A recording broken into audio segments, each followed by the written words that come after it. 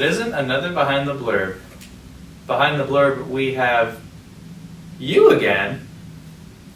Yeah, I'm a sucker for punishment. I'm kidding. I wanted some redemption. Not gonna lie, I was very off my game that first episode, and I didn't give the best answers. I was just kind of very vague with it, and looking back on it, I'm like, I can do better. So. You know, fair enough. All right. For round 2, everybody give it up for Annemarie Karabinus. Yeah. Woohoo! Alrighty, so as we know, you are definitely a Blurb veteran at this point. Yeah. So because you qualify for it, how much is your Blurb veterans discount? Boy. I feel like I get 36% off. That's fair. Yeah. That's fair. I mean, as long as you think that's fair, then that's fair. I feel like I should get more. I'm kidding. Hey, I mean, you heard it here. Alrighty, well, since we're talking about the Blurb, why did you want to join the Blurb? Why did you join the Blurb? Okay, so I just wanted to join TV2 as a whole. When I originally auditioned, right, I auditioned for every single entertainment show that TV2 had at the time, except Off the Menu. I didn't really want to audition for Off the Menu because I didn't want to talk about food, but now that show doesn't even exist. So, so I auditioned for all of them, and all of them said no, besides the Blurb. The Blurb took me in. The Blurb took a chance on me. And I'm so grateful they did, because I feel like I've found a family this way. Like, and then because of how confident the Blurb made me, and because of my fellow castmates at the Blurb telling me about All Systems Go, I auditioned for ASG the next semester, and I got in. So because of it, because of the Blurb, I'm at where I want to be in life, and I wouldn't have made like all these amazing friends in TV2 if it wasn't for the Blurb. You know, that's completely reasonable. And we're happy you're here. I'm happy to be here, honestly. As you should be. I think, yeah, I joined in fall 22, so it's been a little while. Well, like I said, we're happy to have you here. Mm. So, what has your favorite Blurb discussion been? Okay. I'm gonna say this one solely based off of the memories of it. Probably the Cocaine Bear block that I did with Rocco. So Rocco and I were very just invested in Cocaine Bear, and we like co-hosted it together, like, which you don't really do for discussion blocks. But we were just so passionate about Cocaine Bear. But it wasn't even a Cocaine Bear block. They're like, you can't just do a block on Cocaine Bear. So I'm like, fine, let's do one on just obscure, based on true story movies. And that's what it was. And it was so much fun. I don't remember who brought it in, but someone had a like plush bear that that looked like the Cocaine Bear, and Rocco was petting it the entire block, like Dr. Evil, and it was so much fun. And because of that, like, I didn't know Rocco that well back then, but like that was our first kind of real like working together. So I feel like that was like our first real bonding moment of like a true friendship, and I feel like that's a reoccurring theme with me at the Blurb. Like, I do like a very like fun discussion with someone, and then I get to know them after the discussion. Yeah. So yeah. So, I like the theme you have going on right now. Yeah. So speaking of themes, what was your favorite like outfit theme we did for the Blurb? God, we've done so many throughout my time here. Like, it's hard to remember all of them, but a few stick out to me. I really liked the goth slash like emo theme we did this semester. I also really liked it when we did like a DC theme in a past semester because I got to break out my Harley Quinn cosplay. Love cosplaying as her, but my favorite like theme that we do is Blurboween. I love like our Halloween episode. Like it's so much fun. Seeing everyone in the costumes and everything. It's like it's the most wonderful time of the year for me. The wonderful time of the year. Spooky, scary skeletons. I love Halloween. If my attire is an indicator that I'm a spooky little guy. Completely fair. And by the way, nice My Chemical Romance shirt. Oh yeah. Seem to be a big music fan. Which leads me to my next question. You have the opportunity to create a music festival. What would be your headliners? Oh boy. Well, My Chemical Romance would probably be one. Green Day.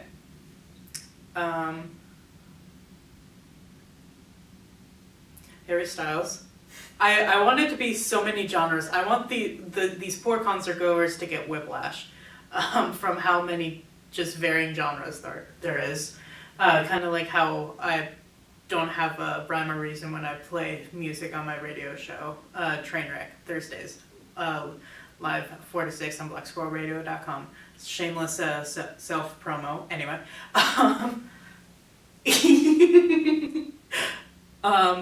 I also would, you know what, if we're doing this, let's get One Direction back together for this random music festival. And while we're at it, let's just bring the Beatles back from the dead and Freddie Mercury. Like, you know, you said dream, so there's no. I did say dream. Yeah, I don't have to be grounded in reality for this. And 21 Pilots, yeah. Panic at the Disco, specifically with Ryan Ross still. None of that solo Brendan Urie. No. Can you tell I've thought of this out? Like, this just lives in my brain rent free. Paramore, and if we're resurrecting people, Elvis Presley, why not? Come on. That would be an absolutely wild... Okay, you know what? David Bowie! Fleetwood Mac! Yeah! Fleetwood Mac! You know what? The Stevie sweater's at home, but she's here in spirit. You know what, since you're really oriented in the music mood, yeah, I guess that'll lead me to ask you this question. So, as we all know, you love the Beatles. Yeah. Let's switch it up a little bit and refer you to another band that you would want to include in your dream festival, One Direction. So, in terms of One Direction memories, what's the best one for you? So because I've been a fan since 2012, I have a lot of memories to choose from. I found out about them because I was watching the Kids' Choice Awards with my family and they were performing. But that isn't the memory. That's just my origin story. So I've been a huge fan since the beginning, TM. But my favorite memory is actually kind of more of a sentimental one that not many people would think of, because I have seen them twice flex, once before Zayn left and once after the incident. But my favorite memory is just a very sentimental one to me. I was rewatching some of the Video Diary videos from back in 2010 when they were younger. I want to say I was around 16 at this time. And I got emotional because of how much I was proud of the band, so I started crying. And my dad walks in. He sees me crying. He's like, "Annemarie, why are you crying?" And I'm like, I'm just watching some sad videos, you know, and he's like, "Well, turn the videos off. And he made me a bowl of chips, my favorite chips, my jalapeno chips, and he gave me a cup of Dr. Pepper and my One Direction cup to like, you know, like soothe me. So yeah, like, it's a very wholesome memory. I'm glad. Yeah. I'm really glad. Well, again, I'm really happy for you. So I guess continuing on with the happiness and just your passions in general. So as we all know, you are really big into all kinds of media. So let's just fire at all cylinders here. All systems are a go. Shout out to All Systems Go. Wednesdays at 9 p.m. Anyway, let's fire at all cylinders here. So if you had to establish a favorite universe for the realm of TV shows, movies, and musicals, what would the three be? Okay. So, like, live in these universes, or just, like, what are my favorite from each category? Whichever you want. Because I have a different answer for each.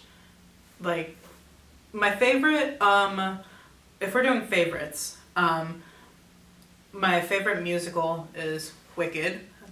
My first ever musical I ever saw. My favorite movie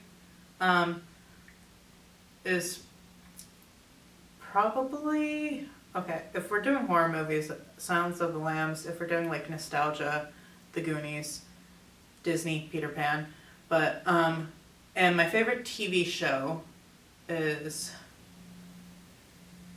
Criminal Minds. But unsure if I would want to live in any of those universes, so that's why I wanted to, because I don't really want to live in the Criminal Minds universe where like they're flying to like a serial killer, you know, like every other day. So for TV shows, I feel like living in the Stranger Things universe like would be fun. For a movie, living in the Marvel Cinematic Universe is a no-brainer for me. That would be really cool. And for musicals, I feel like living in the world of Beetlejuice, the musical, would be very interesting. So yeah.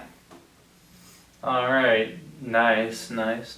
We love that. And my final question would be, you're a salesman for TV2, and you got to pitch the blurb. You have 1 sentence to do it. How would you sell the blurb? Not sell the blurb as in like give up domain rights to it. I meant like for people to join it, just as a disclaimer. Well, I can't really do that in 1 sentence, to be honest. The blurb is like a family. Honestly, like the blurb means a lot to me as a person. Like it's really just helped me kind of like get through a lot of things, and this past semester has been amazing. Like the Valentine's Day, like a blind game show, that was so much fun. And just the people on the blurb. It's like a family, honestly. And I would rather be I wouldn't rather be anywhere else. The blurb is my home. So sorry.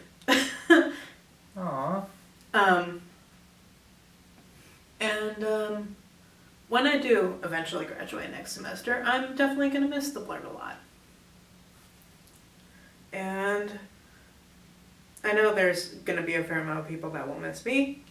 So, but yeah, give the blurb a try, because the blurb gave me a try. Sorry, I'm like... Oh, no, don't apologize. Y'all heard it here first, folks. Yeah. I did not think I was going to cry during this.